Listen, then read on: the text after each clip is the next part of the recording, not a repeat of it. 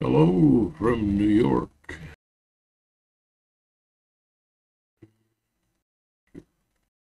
In New York, in my time zone. Uh, Depends on when you're watching this, dude. Oh, the feeble mind that I have. Deal with what I got. Well, today I'm gonna thank everybody, Big Linux, switch to Linux, the stroke to Linux in general,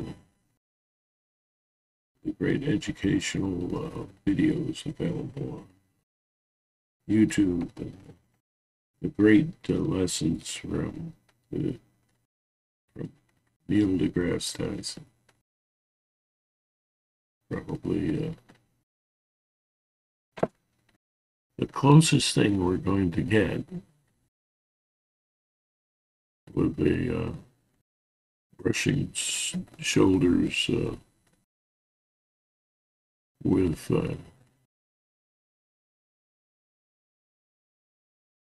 super intelligent alien,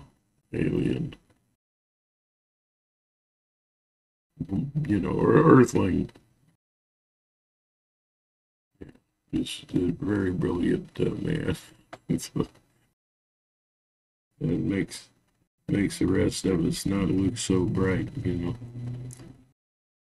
That's okay. He's on our side.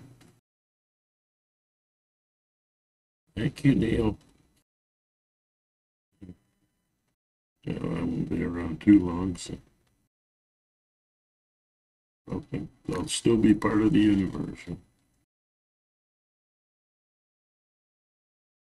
And he's a friend of the universe. Anyway, the topic today, or topics: communication, spirituality, reason,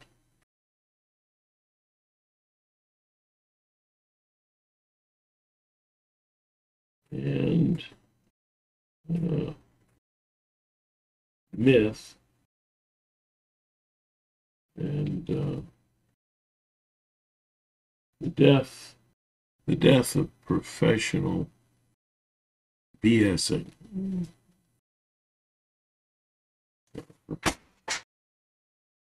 Not a professional video. You know that. You know that. You know me. Not the sharpest tool in the shed, but I got some good ideas. I think Neil might be able to tear them all apart. Anyway, here it is. And I think it has great value. Even a dumb person like me can have a great idea. So, okay? Don't count anybody. You never know. It might be a once in a million chance. You never know. We might even get a sensible word out of Trump sometime. Anyway,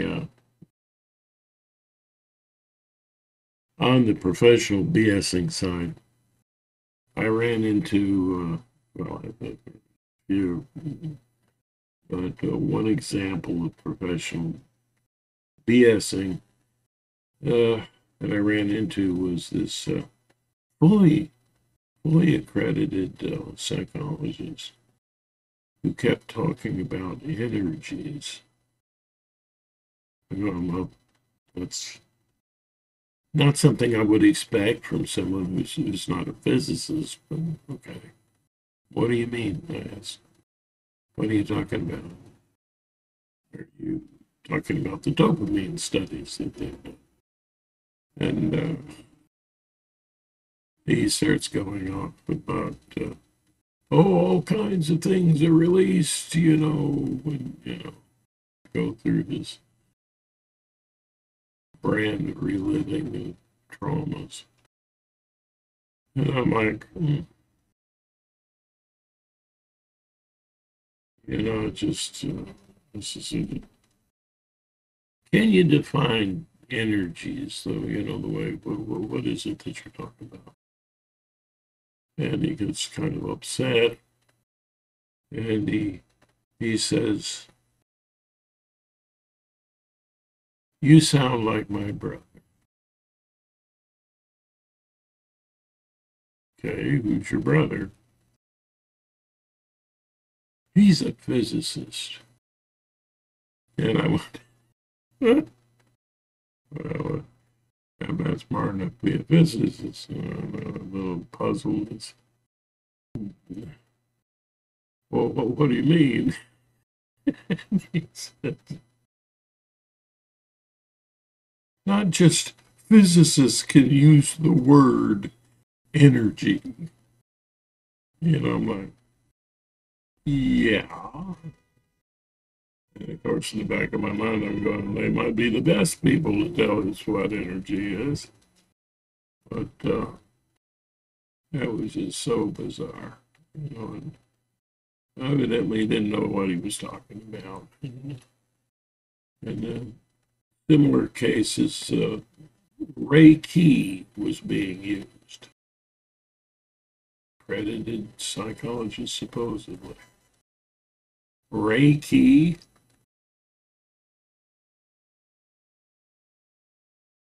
and then there were, totally discredited things. They tested it out. You know, nothing there, you know. But that don't keep the people from believing in things like that and dowsing and so many other silly things. And these are professional people, supposedly. What kind of school system do we have? One that teaches people what to think, which is kind of boring. It's just a memorization thing, right? I trust you. You're right. Yes. Okay. What is the answer? I will memorize that. No wonder kids hate school. And instead of how to think, Neil deGrasse Tyson comes in and teaches us how to think. It's like, oh, breath of fresh air. But yeah, yeah, I can imagine that if they'd say we should be afraid of super intelligent beings coming here because they'll either see us as pets or food. Well, as harsh as we treat animals, I guess we could, easily imagine that. But yeah, yeah, Neil kind of gives me the idea that maybe they wouldn't be. Maybe they would be more caring than the general population here, more caring than us, more sophisticated. Maybe they don't need to eat meat, they're so advanced. Maybe they have enough feeling for us that we wouldn't turn us into pets. Although, I don't know, good meal every day? I don't know. But, if I were, it's people I would fear to be in the hands of who are in control of my life are people who don't know how to think. I think that brings out the worst in people. All of the bad things about primates get worse without socialization that involves empathy.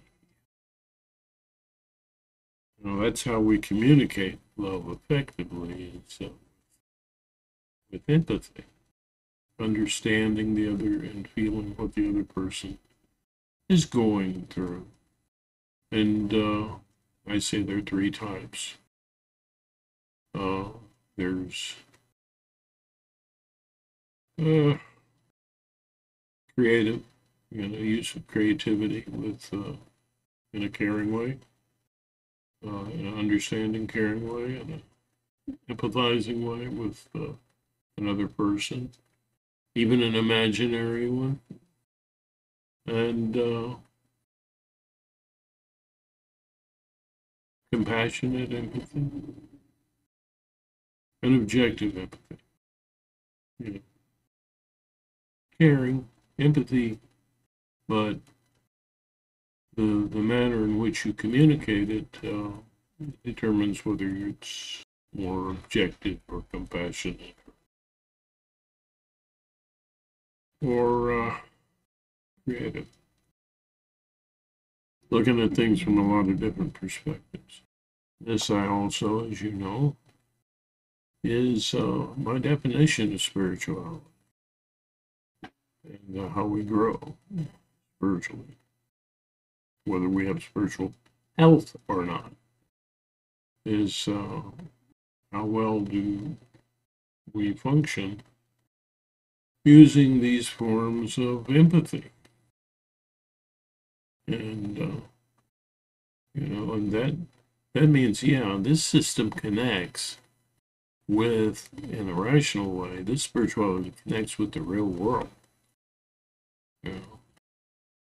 So you learn to be more objective, studies and communications outside of the practices, the inner mind practices that IMC is all about. That's a connection with the real world. And so even though this practice is largely in the imagination, it doesn't mean that you're lost in it. There is a kind of practice that you can do, perform in real life. Okay, thank you, Nestle Quick.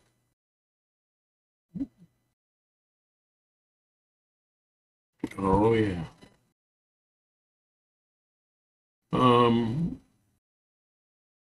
Yeah.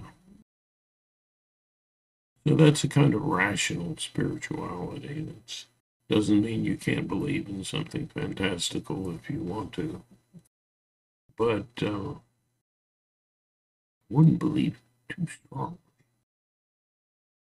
in anything.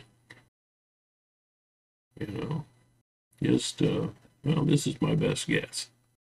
This is what seems to be supported when you go to test it. Yeah. And this is something that predicts something in the past, well, things should have been and how things will be. It has to be predictive.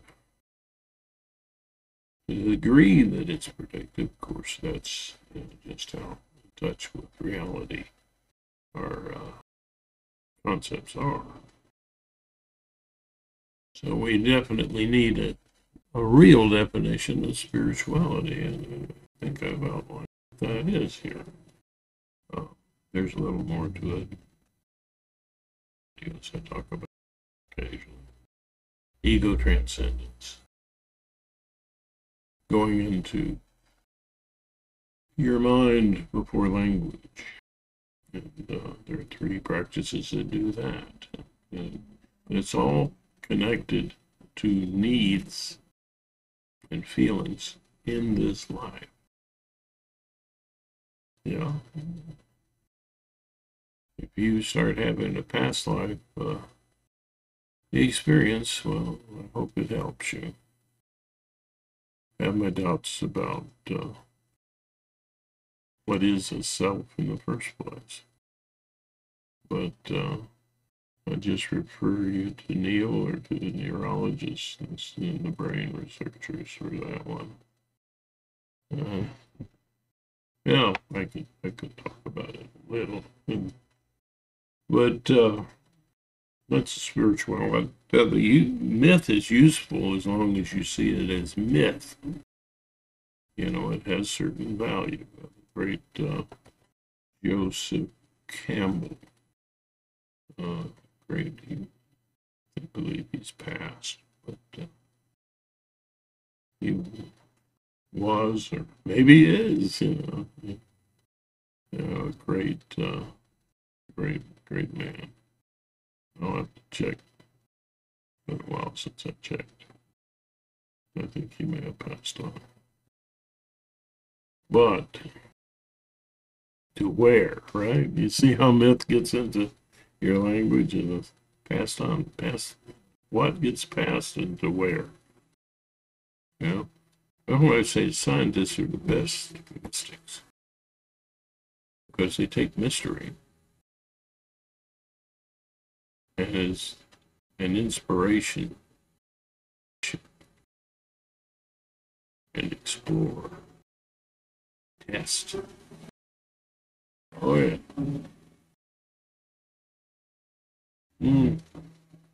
That's real spirituality. I don't care what else you believe, you got to have that. I don't consider it very spiritual. And you can have empathy with the universe, with the earth, with other living creatures. Sure. That's a very spiritual experience. So now, I believe that's been emerging for quite some time. When people say they're spiritual but not religious, believing things blindly is not exactly what spirituality is. Spirituality is not believing things blindly. It's a matter of practice with the intent to become more spiritually healthy, more empathetic in all of those ways. And there may be other forms of empathy that I'm too dumb to understand or know about. Those are pretty obvious ones. Yeah. And I hope they're significant because they're a major part of my philosophy.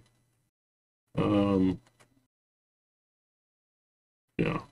So it's myth. Reason, yeah. You need to reason. You don't, things aren't true because you imagine them. So, don't get into that trap. Use your reason. So, yeah. And of course, my notes had to fall too far down for me to even stay on camera and retrieve it, or where my old eyes can read it. I'm already forgetting what I had in mind.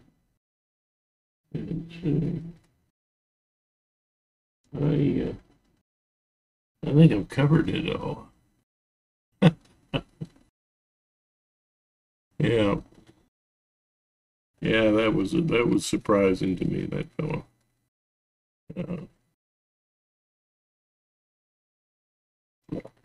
Another thing that's professional BSing, aside from the craziness I've seen coming out of psychology. That's why, I respect more someone a little closer to science, like psychiatrists, practitioners of psychology, which a lot of times blend in religion. Really? Okay. You're going to blend that right on in there with it, BS. Yeah, loves BS. Yeah, so they might be a little more rational. Yeah, they tend to be a little, well, no, I don't know if I can generalize. Yeah. they, on the whole, psychology is a little less BS than religion. Religion is it's over the top. It's believing in myth, literally. That is religion. It was a, oh, I'm religious. I don't really believe that stuff. Really? What does that mean? You like the culture that's attached to a certain religious practices, churches? Okay. You know, it's like nowadays, I mean, that's dying. You know, the BSing is dying. It's dying out. Thank heaven, and not too soon. It's dying out. So that, you know, people might actually save our planet. I hope. Oh. Hmm. You know, I bore myself to death. So I always have thoughts I tend to agree with. Well, I'd love you to make some comments. Yeah. It's looking at my face. I'm just like, I can't stop remembering a fellow named Bentley when I was a really young man. Yeah. Now, what I would call a young man then seemed like babies. If I could have had you, you're a kid. You know, you're still a kid. You know that? When you get so old as me, and the only thing that you can imagine older and human-esque. God. Oh, there's a point. You can personify something as long as you know you're doing that. You can personify, and this IMC practice involves the personification of the brain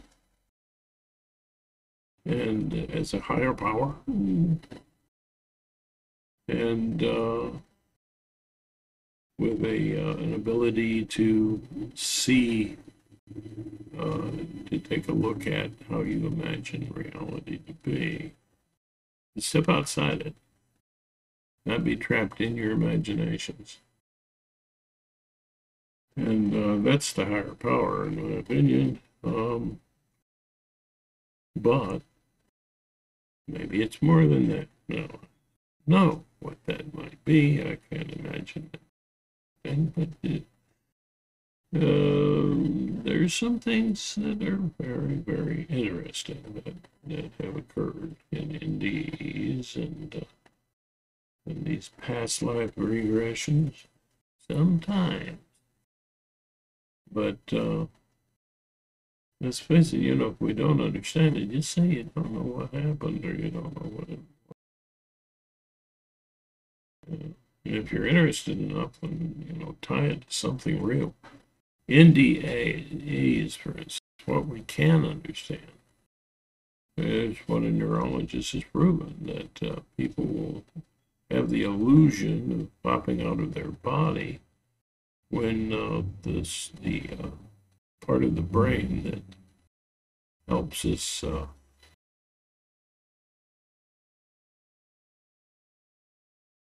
have a sense of our location in space and time is suppressed. Suppress that out of the body, they fly. They can repeat this experiment, and then he stops suppressing that part of the brain that locates you in space, and back into your body. Now, what triggers that? That would be an interesting next bunch of questions. I would say that it could come from trauma. Okay, but see, this is the proper spirituality, proper mystic approach. Question: to recognize the mysterious, experience it, but question: what is it? How can I understand it? Can I understand it? So, this, yeah, like I say, the NDAs and the out of body experiences uh, can be a kind of actually sociopathic in a way, distancing and symbolizing in order to avoid possibly extreme um, toxic helplessness. You know, you can't get in touch with your needs and so on because they're attached to a feeling of helplessness, which is overwhelming, which creates perhaps even could create lethal anxiety. So the brain shuts that down with symbolizing the needs and situation so that you have a better sense of attainment or control over how you perceive things. It can be very addicting. Okay, now when that hits, you've got to you're distancing. That's yourself distancing and symbolizing.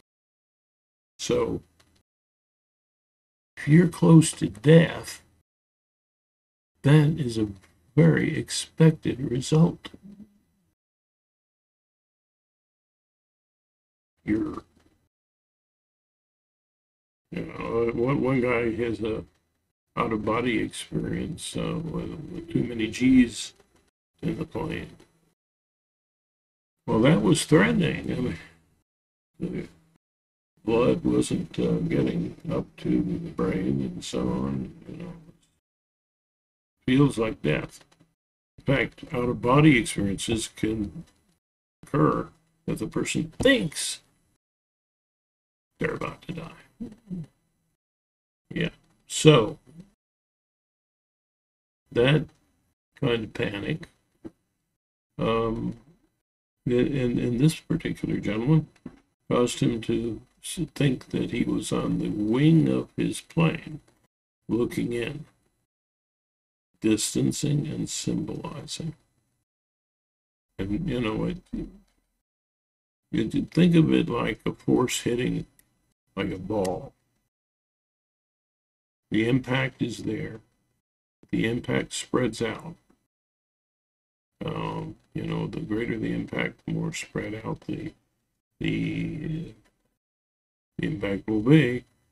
But it's lessened. The overall force is lessened because it is being spread out, and it's farther away, the more symbolic of, in a sense, more distantly related to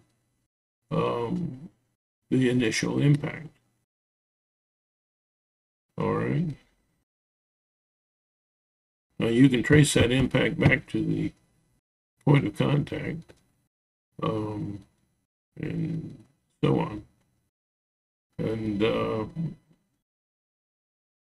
that is part of the cure for traumas that we might experience, which means that there's forms of helplessness developed that block our connection to our real selves, to our real needs, and so on, and feelings. And you go back and relive those things, you can unlearn the helplessness around them. Some say, it's a literal imprint in the memory that occurs. Perhaps, but that doesn't mean, even in that case, that it's objectively real. It's just your experience of it,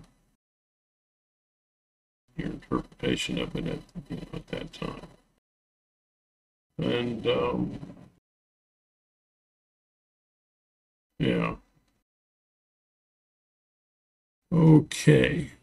So you see the connection there? And it allows you to get that distancing also as this positive thing where you can see your life, yourself, from a distance, and the time that you're in distance, your timeline, your sense of one, of your past and your future. You be able to sit back and enjoy the movie of your life, the story of your life, and have great empathy with the major player in that story, which is you. NDEs report that they have non-verbal knowledge of what the other person is thinking, and in their out-of-body, otherworldly experience. And they also technically link to you. If it's occurring in your imagination, the same brain creates your self-image and your thoughts and so on, is creating all the other people, imagined people in your imagined dream. And dreamlike experience. And the people thought, oh, it was so vivid and it was so real. It was so real. And well, what do you expect? The brain's going crazy trying to keep you feeling safe. It has to be a little over the top. Let's let in unfilter some of the beautiful colors out there. Allow you to see some colors you never saw. Let's create heaven. Yeah. Now, that's what you would expect. And it's kind of sociopathic in a way, because it isn't, it may like to, but it isn't in direct connection with your reality. But it is a power. There's power there where you can imagine your imaginings. So there's a positive side to this. And you can add the feeling of empathy. If you create a personification with that of yourself that has this creative empathy. Outside, being creative, but at the same time being empathetic, you hear about the God-man. Now, what is that? It's that mysterious ultimate reality, truth,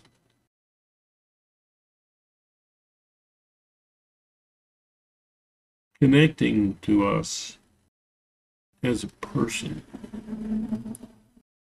personification of that greater reality. Well, what is the greater reality? Well, our abilities to empathize and so on.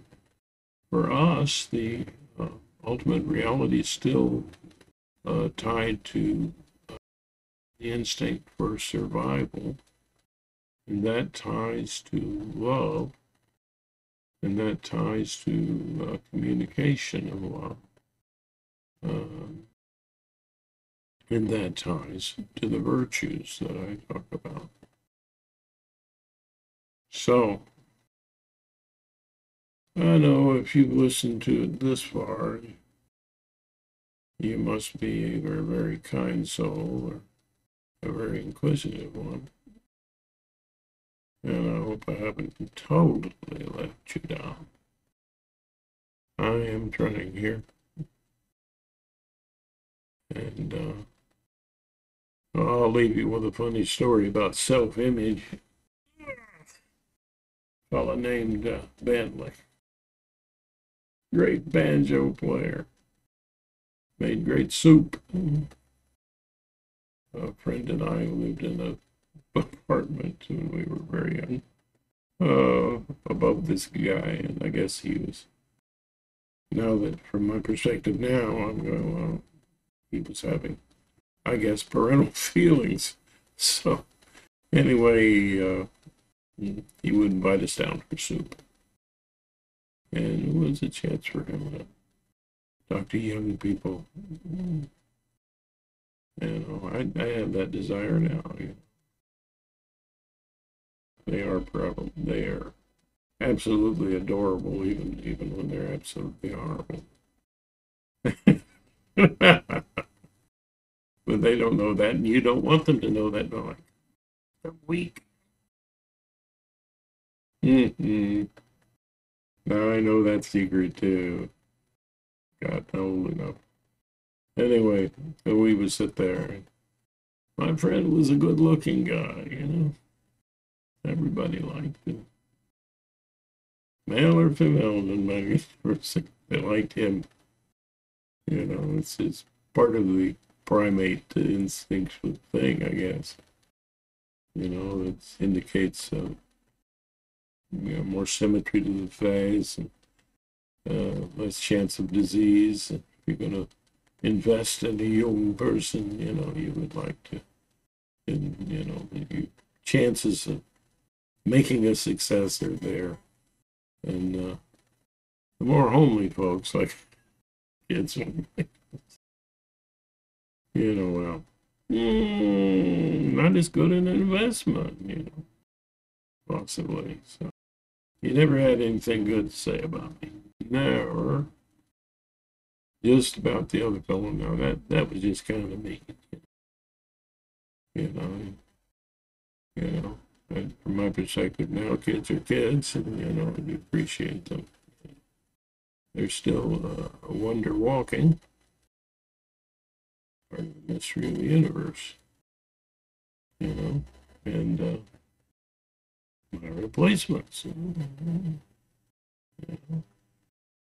Sense of something going on beyond me. It's kind of nice. So, anyway, one day he was, let me tell you something. I said, oh, that's all right, Bentley. That's fine. It's fine. Then, I'm going to say, oh, now I know, but, let's, I mean, now. Let me tell you what you'd make it good. He was from Kentucky. So I'm like, oh no, I don't want to know this. I'm like, yeah, that's all right, Bentley. I don't want to hear. That's okay. Just keep talking to my friend over here. But he says, now you just let me tell you what you'd make it good. Just let him hear me out. I said, okay, Bentley, tell me. I'm ready for this. I'm going to be ready for this. And he's like, Well, now, don't take this wrong. Don't take this wrong. And like I say, don't take this wrong. But with that nose and those ears, and I don't take this wrong, but you'd make a good clown. You really would. For the longest time, I look in the mirror and wonder if I missed my calling. But that's how fragile self-image is. And our self-image is usually a little too flattering anyway. So, but yeah, that was a wonderment. Maybe I did miss my calling. Red nose, who knows? But yeah, so go ahead and leave your self-image behind. Probably wrong anyhow, and not the most important thing in the world. And so, in that sense, you make a sacrifice when you love. You have empathy, and you love in these various ways. Um, Kind of a sacrifice of your focus on yourself and your own needs, and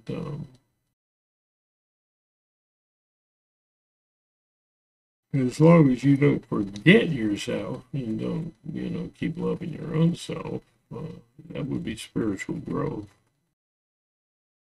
To expand compassion, objectivity, and creativity, definitely. Yes. Well, I'm old and I'm getting tired. So I guess I'll just finish this up. Yeah. There was another thought I had, but at my age, it's like reaching for a memory. You just imagine a very old person in a dusty library where the titles are covered with dust and it's hard to see. And his mind is up there going, any minute now, I got this. An hour later, something you should have just known comes to you when it's no longer useful. Welcome to old age, kids. Keep a sense of humor. Um, like I like to say at the end of all of my videos, my lousy videos. No, the quality's horrible, isn't it? Yeah, the speaker. Just look at the speaker. What do you expect? But yeah, I'm a real clown. What do I know? We might be surprised, though. What all of us know, we don't know that we know. And the ability, even for a really dumb person like me,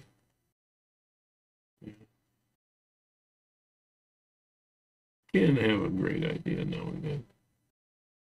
And even insight. Yeah. Steve, keep imagining Neil deGrasse Tyson as a superior alien coming down. Yeah. And that's comforting in a way, because if they were like him, they would care about us, right? So it's all good. We won't be pets or food. Maybe. And again, maybe not. Anyhow, keep a sense of humor. Like I like to say at the end of my videos, namaste, which something they use as a greeting in India. It's just in rational terms, it's the mysterious brain in me would like to honor that in you.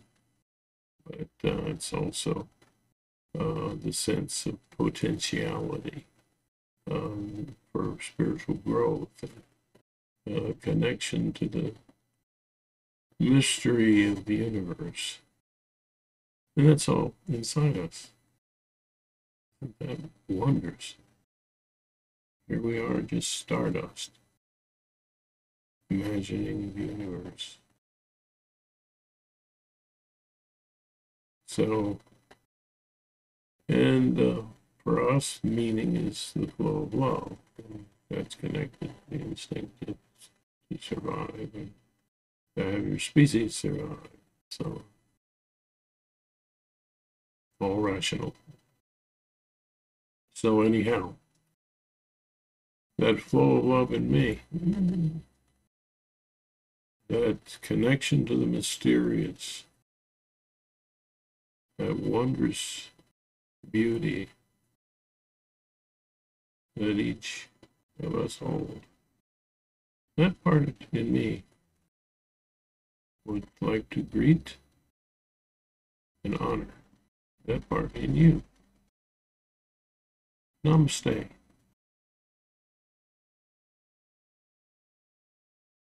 Have a good day, yo. Maybe the next video will be better.